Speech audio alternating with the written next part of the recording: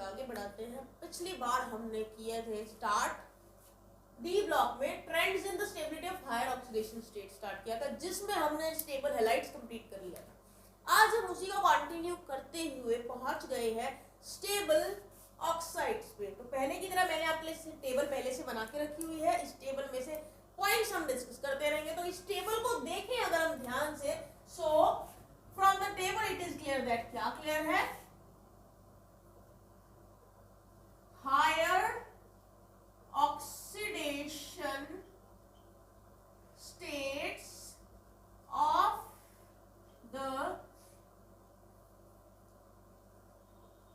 different oxides coincides with the group number।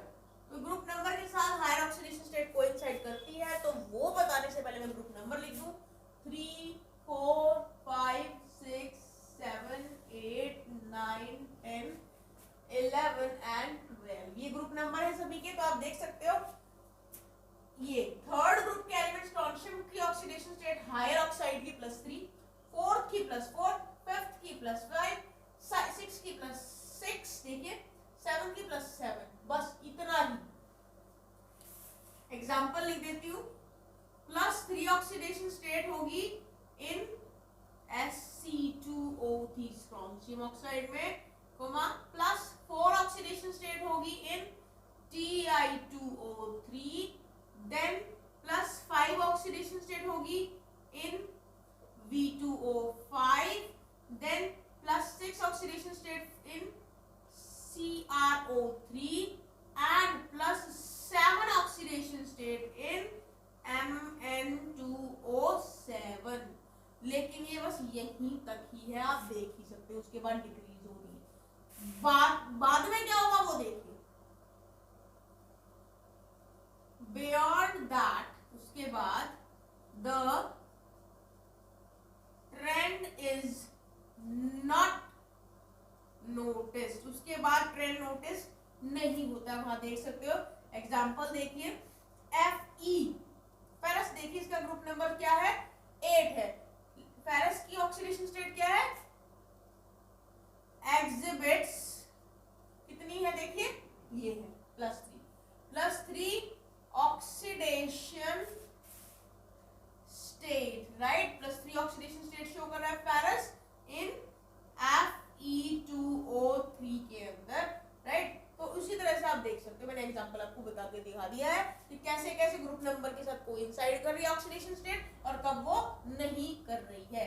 अब इतना जानने के बाद हम कुछ कंपैरिजन करने वाले हैं। हम कंपैरिजन करेंगे ऑक्साइड्स जो भी हम पढ़ रहे हैं और हैलाइड्स जो हम पढ़ चुके हैं इन्हीं मेटल्स के लिए। सो इसके बाद ये टेबल से जो पता चला, उसके बाद we are going to do the comparison of oxides and halides of the metals of 3D transition series। 3D transition series के metals के oxides और हैलाइड्स को हम कंपेयर करने वाले हैं। ठीक है, स्टार्ट करते हैं।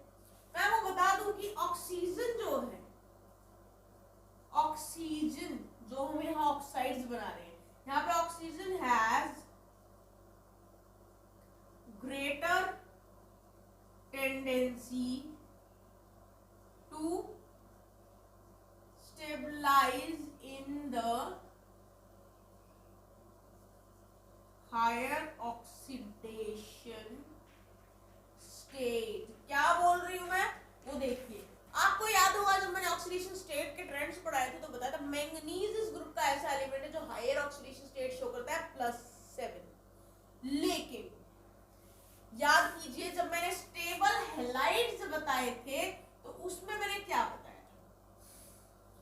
तो यहाँ पर वो चीज अभी हम पढ़ेंगे कैसे किसकी ऑक्सीडेशन स्टेट होगी। तो लेकिन मैं यहाँ पर ऑक्साइड के केस में आपको रिमाइंड करा दूं, ऑक्सीजन की ग्रेट टेंडेंसी स्टेबलाइज करने की हायर ऑक्सीडेशन आप देख सकते हैं यहाँ पर मैंगनीज की +7 ऑक्सीडेशन स्टेट है, ठीक है। अब कंपैरिजन कर रहा हूं, ग्रेटर बोल रहे तो किससे ग्रेटर, हायर ऑक्सीडेशन स्टेट है ऑक्साइड की of a particular metal then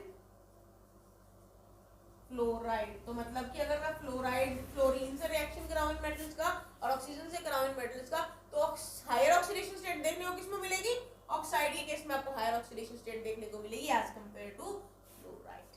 example देखिए, higher oxidation state in MnF4, जो मैंगनीज का जो हैलाइड बन रहा है सबसे हाई ऑक्सीडेशन स्टेट का है, वो क्या है, +4 है।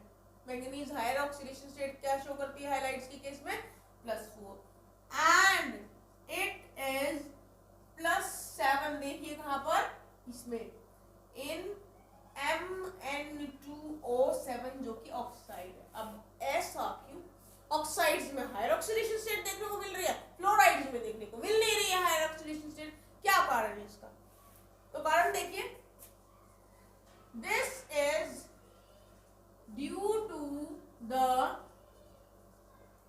Ability of oxygen to form multiple bonds. अब यहाँ पे ऑक्सीजन की टेंडेंसी है मल्टीपल बॉन्ड्स बनाने की, कहा, इन द ऑक्साइड्स, लेकिन क्या हैलोजेंस मल्टीपल बॉन्ड बनाते, नहीं बनाते। तो लिखिए, while this is not possible in fluorides, ये पॉसिबल नहीं है मल्टीपल बॉन्डिंग फ्लोराइड्स के केस में। So this was about the stable oxides, कैसे कंपेयर किया है मैंने स्टेबल ऑक्साइड्स और हैलाइड्स को, उनकी स्टेबिलिटी के बेसिस पे हायर ऑक्सीडेशन स्टेट, तो you can check it out. So after doing the stable oxides we are moving forward, आगे जा रहे हैं हम नेक्स्ट टॉपिक की तरफ, और नेक्स्ट टॉपिक हमारा क्या है, केमिकल रिएक्टिविटी में बेसिस है केमिकल रिएक्टिविटी, और E0 वैल्यूज को हम यहाँ पे कंपेयर करने वाले हैं। बाकी हम कर चुके हैं उनके ऑक्सीडेशन स्टेट, उनके ऑक्साइड्स, उनके हैलाइड्स, उनकी E0 वैल्यूज, ये सारी चीजें हमने डिस्कस कर ली। अब आ जाते हैं उनकी केमिकल रिएक्टिविटी पे, केमिकली कैसे है वो एक्टिव, रिएक्टिव, किस तरह से वो रिएक्ट करते हैं। तो मैं आपको बता दूं, ट्रांजिशन मेटल्स जो होते हैं वो एक जैसी रिएक्टिविटी नहीं शो करते, वो वैरायटी ऑफ रिएक्टिविटी शो करते हैं। तो उसकी पॉइंट्स हम डिस्कस करने वाले। तो सबसे पहला point, transition metals vary widely in their chemical reactivity, इनकी केमिकल रिएक्टिविटी काफी वेरी करती है। Many of them are sufficiently electropositive to dissolve in mineral acids, although a few are noble, that is they are unaffected by a single acid। लेकिन मैंने जैसे कि आपको बताया, ज्यादातर सफिशिएंटली इतने इलेक्ट्रोपॉजिटिव तो हैं कि वो मिनरल एसिड में डिसॉल्व हो सके और उससे रिएक्ट कर सके, राइट। पर कुछ नोबल भी हैं मेटल्स। नोबल मेटल्स मतलब कि वो अनअफेक्टेड रहते हैं एक सिंगल एसिड से, तो सिंगल एसिड से उनका उनका कुछ नहीं होता, उनको ज्यादा एसिड्स चाहिए होते हैं रिएक्ट करने। एक तो ये पॉइंट हो गया। नेक्स्ट पॉइंट देखिए, most of the metals of first transition series, कौन सी है first transition series? 3D, except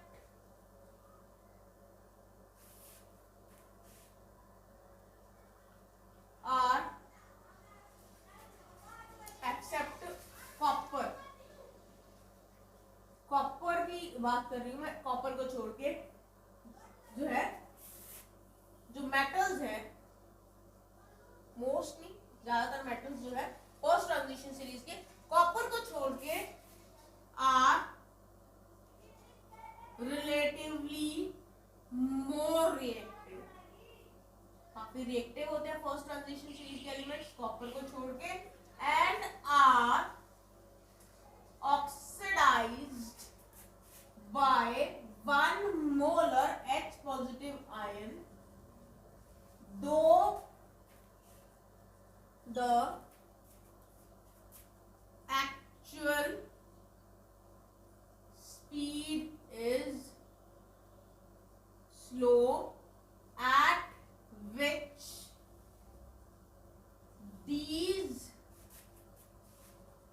metals react with oxidizing agents like H positive is sometimes slow। तो अब इस पॉइंट को डिस्कस करते हैं। मेटल्स जो है फर्स्ट ट्रांजिशन सीरीज के कॉपर को छोड़कर रिलेटिवली ज्यादा रिएक्टिव है और वो ऑक्सीडाइज हो जाते हैं 1 मोलर H पॉजिटिव आयन से, मतलब कि 1 मोलर किसी एसिड से वो ऑक्सीडाइज इजीली हो जाते हैं, राइट। हालांकि जो उनकी एक्चुअल स्पीड है जिसपे वो मेटल रिएक्ट करता है ऑक्सीडाइजिंग एजेंट से, मतलब कि एसिड से, मिनरल एसिड से, वो कभी कभी स्लो भी हो सकता है, अदरवाइज तो मोस्टली तो वो स्पीडी रिएक्शन ही शो करते हैं। अब एग्जांपल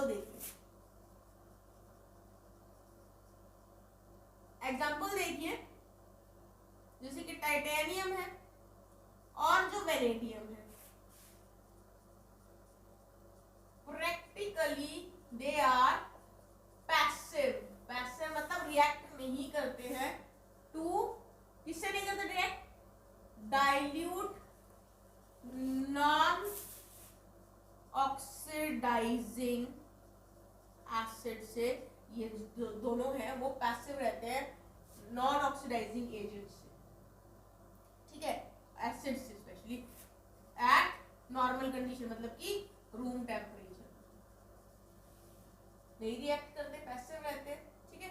तो जैसे कि मैंने आपको बताया स्लो करते हैं, तो पैसिव रहते हैं, रूम टेम्परेचर में थोड़ा टेम्परेचर आप चेंज करोगे तो ये रिएक्ट करेंगे भी। तो ये पॉइंट हो गया एक तो। और अब हम ई नॉट वैल्यूज की भी बात कर लेंगे इसके बाद, तो पॉइंट्स को कॉन्टिन्यूएशन में ही लेंगे, इसमें ई नॉट वैल्यूज की बात करेंगे।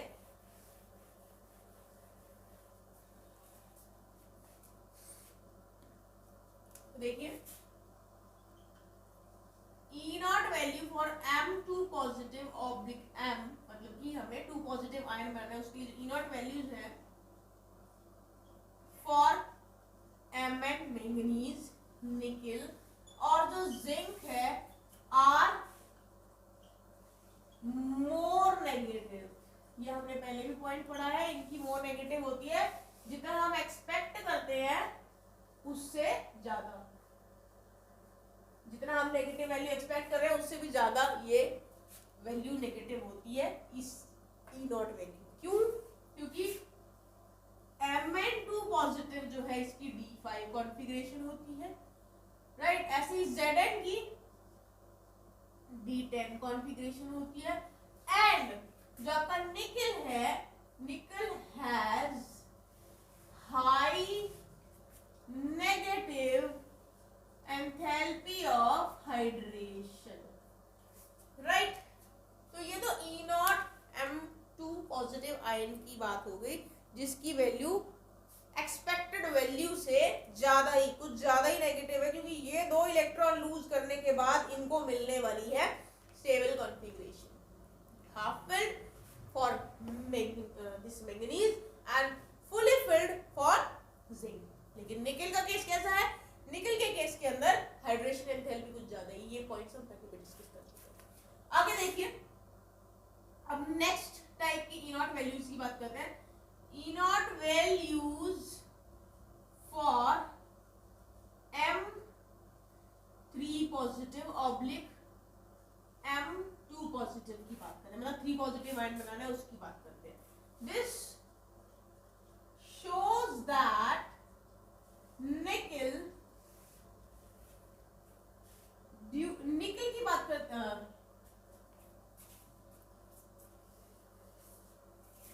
this shows that Mn2 positive तो बन चुका है पहले केस में, उसमें से एक इलेक्ट्रॉन रिमूव करके M3 पॉजिटिव बनाना है वो, और CO3 पॉजिटिव, ठीक है। ये जो आयन्स हैं are strong, in fact strongest oxidizing agents in aqueous solution। तो जो E0 वैल्यू है M2 पॉजिटिव या 3 पॉजिटिव की, ये शो करती है कि Mn2 पॉजिटिव और CO3 पॉजिटिव आयन जो होते हैं वो स्ट्रॉन्गेस्ट ऑक्सीडाइजिंग एजेंट्स होते हैं एक्वस सॉल्यूशन के अंदर। क्यों होते हैं आपको पता होना चाहिए। ऑक्सीडाइजिंग एजेंट की तरह बिहेव कर रहे हैं, इट मींस खुद रिड्यूस होंगे। खुद रिड्यूस कैसे होंगे? इलेक्ट्रॉन लेके होंगे। अब इसकी कॉन्फ़िगरेशन में और उसकी कॉन्फ़िगरेशन में इलेक्ट्रॉन का क्या रोल रहता है वो आप बिल्कुल चेक कर सकते हो with the help of the configurations. आप देख सकते हो कि उनको इलेक्ट्रॉन लूज करके या गेन करके क्या हासिल होता है। हाफ फिल्ड ऑर्बिटल मिलता है, फुली फिल्ड ऑर्बिटल मिलता है, या उनकी स्टेबिलिटी डिस्टर्ब होती है, उसको आप चेक कर सकते हो। तो according to that reason Mn2 positive और CO3 पॉजिटिव जो है, सॉरी Mn3 पॉजिटिव और CO3 पॉजिटिव आयन जो है वो ऑक्सीडाइजिंग एजेंट्स हैं। क्योंकि ऑक्सीडाइज करेंगे दूसरे, खुद रिड्यूस हो रहा है, तो खुद रिड्यूस मतलब इलेक्ट्रॉन एक्सेप्ट करके, इन दोनों को इलेक्ट्रॉन एक्सेप्ट करके मतलब खुद रिड्यूस होके दूसरे को ऑक्सीडाइज करके ये स्टेबल कॉन्फ़िगरेशन एक्वायर कर लेंगे। तो वो आप चेक कर सकते हैं। नेक्स्ट पॉइंट देखिए, the ions Ti2 positive and Cr2 positive are strong reducing agents and will liberate hydrogen from dilute acid। तो अब ये क्या करेंगे? ये स्ट्रॉन्ग रिड्यूसिंग एजेंट का काम करेंगे, मतलब खुद ऑक्सीडाइज होंगे। खुद ऑक्सीडाइज होना मतलब इलेक्ट्रॉन डोनेट करना। क्या पता इनको डोनेट करके इलेक्ट्रॉन स्टेबल कॉन्फ़िगरेशन मिल जाए, इस वजह से ये ऐसा कर रहे हो। तो हाँ, बिल्कुल ऐसा ही करेंगे ये। तो रिड्यूसिंग एजेंट की तरह काम करेंगे और लिबरेट कर देंगे हाइड्रोजन को एसिड्स में से, मतलब एसिड को रिड्यूस कर देंगे ये और खुद हो जाएंगे ये ऑक्सीडाइज। रिएक्शन क्या होगा देखिए, 2Cr2 positive H positive ion के साथ रिएक्ट करके जो एसिड से आएगा वो देगा 2Cr3 पॉजिटिव। देखिए इसको इलेक्ट्रॉन इसने डोनेट कर दिया है, मतलब ऑक्सीडाइज हो गया है, और ये इलेक्ट्रॉन H पॉजिटिव आयंस ने ले लिए और वो रिड्यूस हो गए hydrogen gas. So this was about the chemical reactivity of these group elements, मतलब ब्लॉक डी ब्लॉक की बात की गई है according to their E0 values हमने डिस्कस की। तो ये बात आपको बिल्कुल ध्यान रखनी है कि जहां पे स्टेबिलिटी डिस्टर्ब होगी वहां पे वैल्यूज हाई हो जाएंगी, और जहां पे स्टेबिलिटी गेन होगी वहां पे वैल्यूज लो हो जाएंगी। अकॉर्डिंगली आप उसको चेक कीजिए, स्टेबिलिटी का ध्यान रखिए। इस पूरे चैप्टर में आपको half filled, fully fully filled के अराउंड पूरा चैप्टर घूमता है। हाफ फिल्ड और फुली फिल्ड कॉन्फ़िगरेशन का ध्यान रखिए, सभी एलिमेंट्स की इलेक्ट्रॉनिक कॉन्फ़िगरेशन जान लीजिए, उसके अकॉर्डिंगली आपको सॉर्ट आउट करना, रीजंस देना आसान